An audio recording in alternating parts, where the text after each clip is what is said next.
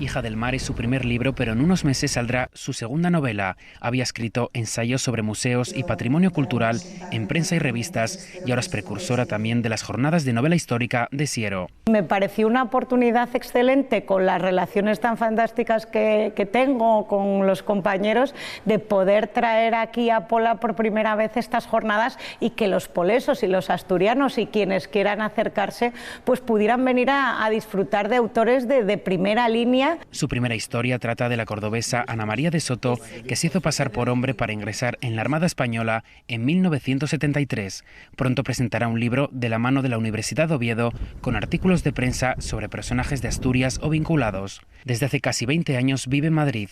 Forma parte del cuerpo facultativo de conservadores de museos del Estado. Ha sido directora técnica del Museo Naval de San Fernando en Cádiz y es promotora de relevantes proyectos culturales, muchos de los cuales llegarán a Asturias. Hay proyectos también con una retrospectiva de Úrculo que vamos a hacer, si todo sale bien, en el Centro Niemeyer de Avilés para conmemorar ese 20 aniversario del fallecimiento de Eduardo Úrculo. Relativo a Sorolla, que ya sabéis que este año se cumple el centenario de su fallecimiento, y entonces a ver si podemos hacer algo también interesante y traer a Asturias una pequeñita parte de Sorolla, que sabéis también que aquí pintó en Muros de Nalón. Y es que sigue muy vinculada al Principado y en especial a su Pola de Siero natal, lugar donde vuelve con frecuencia y donde fue pregonera del emblemático Carmín. Lo echo mucho de menos, ¿no? Porque bueno, ya soy casi también un poquito madrileña. A mí Madrid me ha acogido muy bien, adoro esa ciudad,